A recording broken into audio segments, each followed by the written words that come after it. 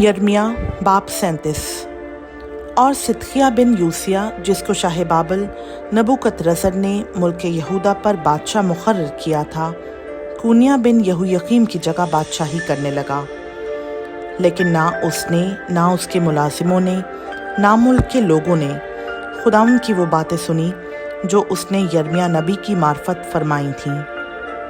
और सिदकिया बादशाह ने यहूकल बिन सलमिया और सफनिया बिन मसैया काहिन की मार्फत यर्मिया नबी को कहला भेजा कि अब हमारे लिए खुदावंद हमारे खुदा से दुआ कर।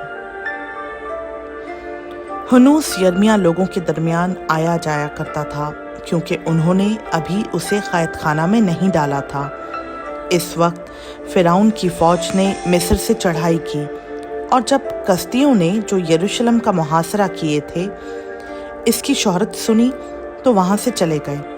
तब खुदावंद का ये कलाम यर्मिया नबी पर नाजिल हुआ कि खुदावंद इस्राएल का खुदा यूँ फरमाता है कि तुम शाह यहूदा से, जिसने तुमको मेरी तरफ भेजा कि मुझसे दरियाफ्त करो, यूँ कहना कि देख, फिरौन की फौज जो तुम्हारी मदद को निकली है अपने मुल्क मिस्र को लौट जाएगी, और कस्ती वापस आकर इस शहर से लड़ेंगे और इसे फतह करके आग से जलाएंगे। खुदावंद यूँ फरमाता है कि तुम ये कहकर अपने आप को फरेब ना दो कि वो कस्ती ज़रूर हमारे पास से चले जाएंगे, क्योंकि वो ना जाएंगे।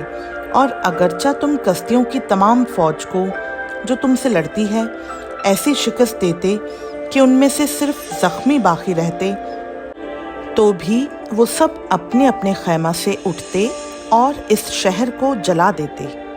और जब कस्तियों की फौज फिरौन की फौज के डर से यरूशलेम के सामने से कूच कर गई, तो यर्मिया यरूशलेम से निकला कि बनियामीन के इलाका में जाकर वहाँ लोगों के दरमियान अपना हिस्सा ले।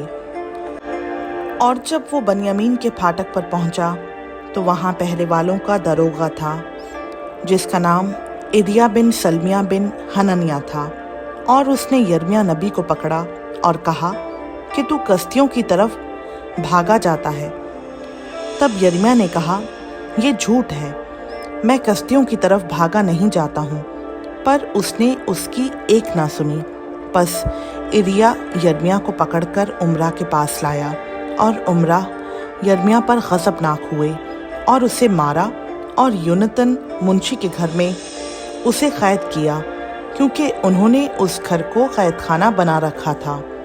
जब यर्मिया कैद खाना में और उसके तहखानों में दाखिल होकर बहुत दिनों तक वहाँ रह चुका, तो सिदकिया बादशाह ने आदमी भेजकर उसे निकलवाया और अपने महल में उससे खुफिया तौर से दरियाफ्त किया कि क्या खुदावंद की तरफ से कोई कलाम है। और यर्मिया ने कहा कि है, क्योंकि उसने फरमाया है कि तू शाह बाबल के हवाला किया जाएगा। और यर्मिया ने सिदकिया बादशाह से कहा कि मैंने तेरा और तेरे मुलाजिमों का और इन लोगों का क्या गुनाह किया है कि तुमने मुझे कैद खाना में डाला है। अब तुम्हारे नबी कहाँ हैं जो तुमसे नबूवत करते और कहते थे कि शाह बाबल तुम पर और इस मुल्क पर चढ़ाई नहीं करेगा।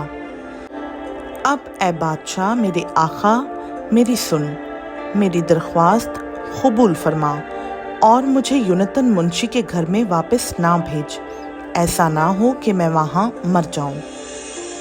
तब सिदकिया बादशाह ने हुक्म दिया, और उन्होंने यर्मिया को कैद खाना के सहन में रखा, और हर रोज़ उसे नानबाइयों के महल्ला से एक रोटी लेकर देते रहे, जब तक कि शहर में रोटी मिल सकती थी। बस यर्मिया कैद खाना के सहन में रहा। खुदावंद का पाक कलाम का पढ़ा, सुना, समझा और कबूल किया जाना हम सबों के लिए बाइस बरकत हो। आमीन।